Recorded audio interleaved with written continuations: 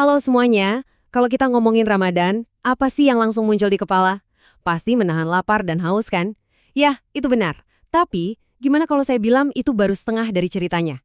Hari ini kita bakal kupas tuntas, lebih dalam dari sekedar aturan-aturan di permukaan untuk nemuin esensi sejati dari Ramadan. Sebuah perjalanan spiritual yang ternyata jauh lebih kaya dan bisa mengubah kita. Oke, ini dia peta perjalanan kita. Kita mulai dengan bongkar pemahaman umum soal puasa. Terus, kita kenalan sama dua pilar utamanya. Habis itu, kita bakal cari tahu kenapa puasa itu jadi ujian iman yang personal banget. Sambil ngintip rutinitas Ramadannya Rasulullah. Dan yang terakhir, kita bakal patahkan beberapa mitos populer. Udah siap? Yuk, kita mulai. Baiklah, kita langsung masuk ke bagian pertama. Mari kita goyangkan sedikit pemahaman kita yang paling umum, yaitu anggapan kalau puasa itu cuma soal apa yang kita tahan-tahan di siang hari. Coba deh kita renungkan pertanyaan ini. Pikirkan sejenak, apa yang terjadi setelah matahari terbenam? Apakah misi kita langsung selesai begitu saja? Jawabannya mungkin bakal mengubah cara kita memandang Ramadan selamanya. Nah, ini dia intinya. Ternyata puasa itu adalah latihan spiritual selama 24 jam penuh. Ini bukan cuma komitmen di siang hari. Al-Quran dan Sunnah itu sebetulnya menunjukkan kalau Ramadan itu punya dua bagian yang sama-sama penting, siang dan malam. Jadi ini bukan sekedar nahan diri dari subuh sampai maghrib, tapi sebuah siklus spiritual yang terus berputar. Dan dari pemahaman inilah kita sampai ke inti dari pembahasan kita. Gagasan bahwa ibadah Ramadan itu sebetulnya ditopang oleh dua pilar yang kokoh, yang saling mendukung. Namanya adalah saum dan qiyam. Pilar pertama adalah saum. Nah, ini bagian yang udah kita semua kenal banget lah ya. Saum itu artinya menahan diri. Ini adalah latihan pengendalian fisik kita pas matahari masih bersinar. Sebuah tindakan disiplin untuk menahan hawa nafsu. Lalu, ada pilar kedua yang sering banget kita lupakan, yaitu qiyam. Artinya berdiri. Ini mencakup semua aktivitas spiritual yang kita lakukan di malam hari. Mulai dari sholat tarawih, baca Quran, berzikir, merenung, sampai berdoa dalam keheningan malam. Lihat deh gimana keduanya ini saling melengkapi, seperti dua sisi dari satu koin yang sama.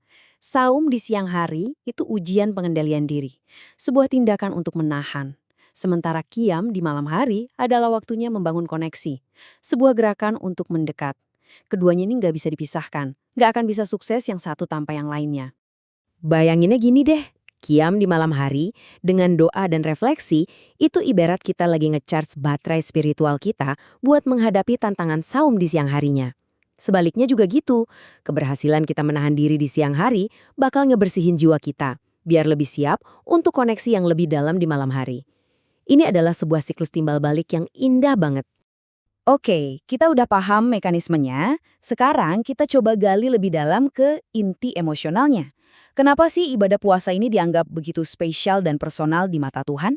Kutipan ini benar-benar banget kan? Coba bayangin, kita lagi sendirian di sebuah ruangan, capek banget, haus banget, nggak ada siapa-siapa, nggak akan ada yang tahu kalau kita minum seteguk air. Satu-satunya hal yang ngerem kita adalah kesadaran di dalam diri, keyakinan kalau Tuhan itu maha melihat. Nah, itulah ujian yang sebenarnya. Dan inilah yang bikin puasa itu unik banget.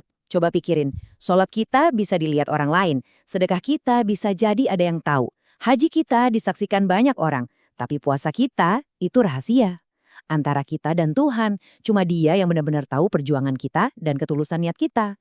Makanya puasa itu jadi semacam percakapan yang sangat pribadi dan langsung dengan Sang Pencipta. Jadi, kita udah ngerti kenapanya. Sekarang mari kita pindah ke gimananya. Gimana cara kita mempraktekkan semua ini? Untuk itu, kita bisa ambil inspirasi langsung dari teladan terbaik kita, yaitu Rasulullah. Rutinitas Ramadan Rasulullah itu sama sekali bukan tentang jadi pasif atau lemes-lemesan. Justru sebaliknya, beliau jadi orang yang paling dermawan. Beliau mendedikasikan waktu untuk mempelajari Al-Quran bareng Malaikat Jibril. Beliau tetap meluangkan waktu berkualitas untuk keluarganya. Dan puncaknya, di 10 malam terakhir, beliau akan mengencangkan ikat pinggang. Artinya, ibadahnya jadi super intens lewat iktikaf. Ini bukti nyata kalau Ramadan itu waktunya untuk meningkatkan aksi, bukan menguranginya. Oke, di bagian terakhir ini kita main sedikit mitos versus fakta. Kita akan bongkar beberapa keyakinan umum tentang puasa yang mungkin lebih banyak akarnya di budaya daripada ajaran agama yang sebenarnya. Mari kita bedah satu persatu. Pertama, marah itu membatalkan puasa. Realitasnya, marah memang merusak nilai spiritual puasa, tapi secara aturan nggak bikin batal. Kedua, tidur itu ibadah. Ini ada syaratnya. Jadi ibadah kalau niatnya untuk kumpulin energi biar kuat sholat tarawih, bukan buat hibernasi nungguin maghrib. Dan ketiga, berbukalah dengan yang manis. Anjuran aslinya itu berbuka dengan kurma, atau air, atau apapun yang tersedia. Bukan sebuah keharusan untuk cari yang manis-manis. Dan ini nih fakta yang menarik banget. Ungkapan ikonik itu ternyata bukan berasal dari hadis, melainkan sebuah slogan pemasaran yang begitu suksesnya sampai menyatu dengan budaya kita. Ini jadi pengingat yang bagus untuk kita selalu membedakan mana ajaran inti dan mana tradisi yang menyertainya. Jadi, kita tutup pembahasan ini dengan sebuah pertanyaan untuk direnungkan. Dengan pemahaman baru bahwa Ramadan adalah siklus 24 jam antara saum di siang hari dan qiyam di malam hari. Antara menahan diri dan membangun koneksi, pertanyaannya adalah bagaimana hal ini akan mengubah cara Anda menjalani hari-hari dan malam-malam di bulan suci kali ini. Coba pikirkan. Terima kasih sudah menyimak.